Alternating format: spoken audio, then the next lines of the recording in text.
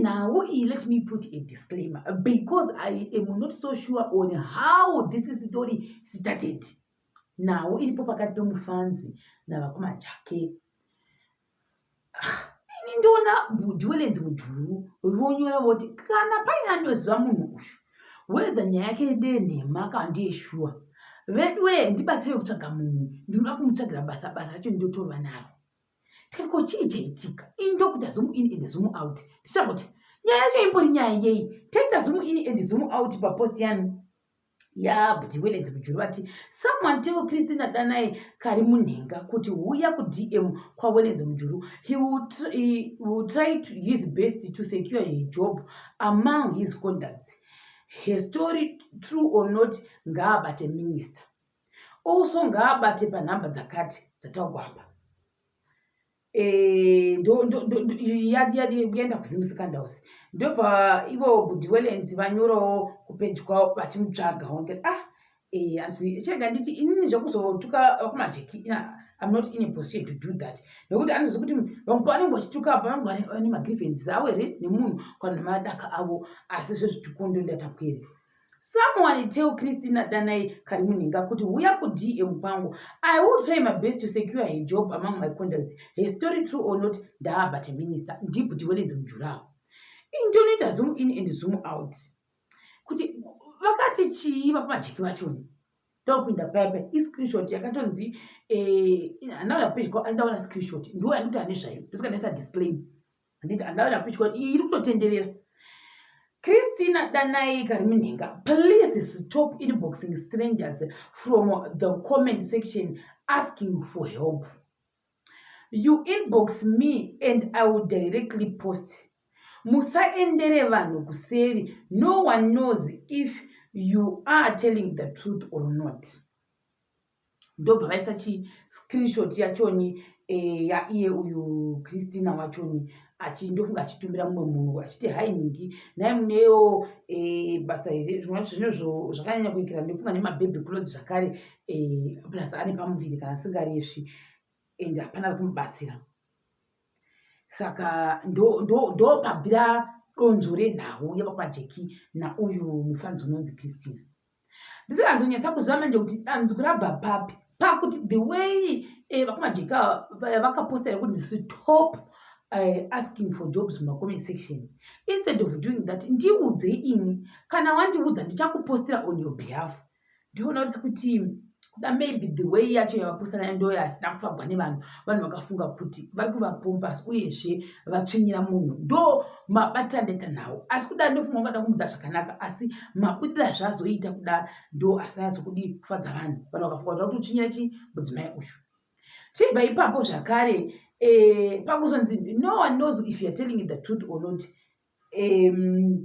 Asi kuti kuda ngada kuprotecta vanhu vafolowa kuti vasazoita sei vasazoitwa musikemo ndo pazvanga zviri asi manje kana yazotenderera mastreets haichatendereri in that sense yekuti pamwe ivo vangatorevesawo mune zvakanaka vasiri kuita kutsvinyira munhu kana kuti kudii kuvanhu iri kusvika itonzi vakoma Jeki vange vada kutotsvinyira munhu munogara mutasirani pasi uyezve why do you always have reputation yekuti munotaka kutsvinyira vanhu mwari vandiregerere unless hake ringori kuti kuda munhu wakambodisana nemufanzi kudhara saka ndofunga ndosaka this statement isina kutokwa zvakanaka nevamwe vanhu vana kufa zvikanzi nevamwe we don't see anything wrong pakuti this lady uyu akaenda kundokumbira basa kune mumwe munhu mucomment section handifungi kuti chinhu chakashata asi manje pamwe dambudziko ratozowapa nderekuti uyu mufanzi uyuyu kuda ndiye akakumbirwa wacho basa uyu kuda ndiye akatoenda kuna Jeki akanoti ndakumbirwa basa kune munhu kuita basa kudi yokumbira vanhu kumabasa kuinbox si Jeki ndobva wati aiwa asingaiti sekudero kuti munoita basa rokumbira vanhu mabasa muinbox ndofunga kuitira mangwana kana iwe ukazenge wapuwa basa iri unongoti ndakaona basa through page kwani kwavakoma Jeki yet at the end of the day nhau yachoni pamwe ndisingazivi chakafamba sei kuda kuzodii zvamunoita kunyaya yodzoka kwavari handizozi kuti reason yavari kuitira izvozvo ndeye I don't know. Vamwe vakataura kuti vakagozana kuti vaiti hanzi vanhu ngavavabhadhare ini kuti vapostirwe mabasa avo kana kuti mate marketing I don't see anything wrong about marketing, but ndofunga nhau ingori papa inhau yekuti the way post iyi yasvika kuvanhu yasvika yakapiriguka ndo zvaitikapa, ndo zvandaona hangu. Asi tichiri ipapo todzokera pakuti vanhu varadza kuti aiwazve iwewe ka mudzimai nekuti vanhu vangotanzikana mukamuona mudzimai moita sei mutiudze toda kutomupawo mababy clothes, vamwe vatoda kutomupawo something, ndo zvikuitika zvakanamo zvinoita jehovha musiki wedenga. Unongofunga uri kutsvira munhu, asi at the end of the day that person atobva awanirwa nyasha. Chionaka zviri kuitika uye ari kutsvagirwa basa izvozvi kunzi uya tikupe zvedu basa, vamwe avo vachiona seizvozvo handazvina kushata. Shega tigoverenga tigonzwa kuti vamwe vanga vachiti kudini nhau izvi zvikanzi vamwe thank you but WellenceMujuru nezvamaita. Vamwe kati hope mucharamba muita sei muchibatsira vanhu vakaita sei. Vanhu kati I have no idea because ivo ndo vanoziva reason why vaita seizvozvo. Zvikanzi nevamwe zvakare pane panzi post iyoyo handa kuihwisisa, asi hanzi vanyora sijeki zvakare vakati can I post messages of the same account but nyaya dzacho dzakasiyana. Munhu one same account but different stories to different people. Mune one hanzichi munhu one here ane manambers 5 ecocash ndofunga ndozvazviripo. Munondituka henyu asi totangira ipapo ndozvaitika pa. Sazoti vanga vaita research yemunhu wacho here kana kuti pane zvikutoitika ipapapo. Ndosaka ndati ndoda kuisa a big disclaimer because this story kwayabvira kwayakatangira we were not there. Titazongoona mamessages ari kutenderera mumastreets. Zvikanzi no iwe wakuda kuzama kukavha up mistake wakaita but hanzi vaita live intawa kuti hanzi vaita live. I didn't watch the live but hanzi vaita live page kwavo vachiapologize kuti sorry zvenyu mbaya.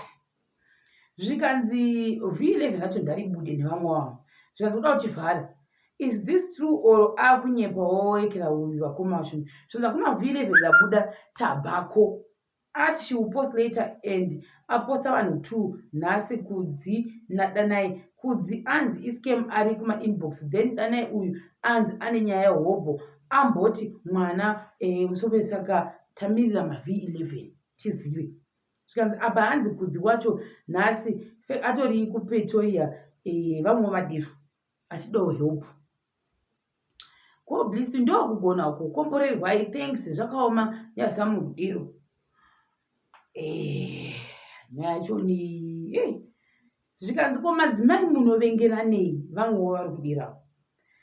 Zvikanzi asi sejeka havasiri ega ari wrong. Iye wacho anyorerwa kuinbox achikumbirwa rubatsiro why aiendesa nyaya kuna Jeki. This person deserves kutukwa just like Jeki as well. Zvikanzi no she wrote to Jeki.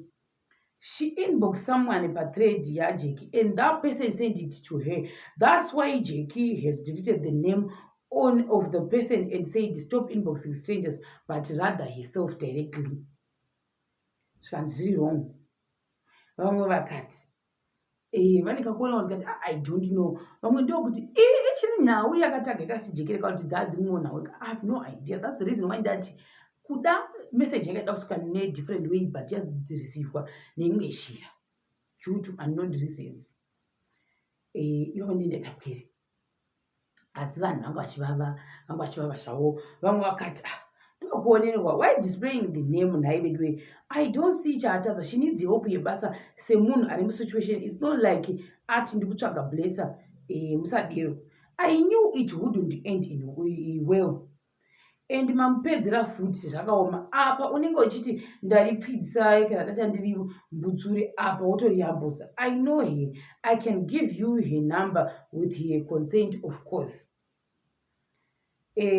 Zvikanzi auyewo kuma inbox kwedu timupowo mapreparation atinawo. Vamwe vakati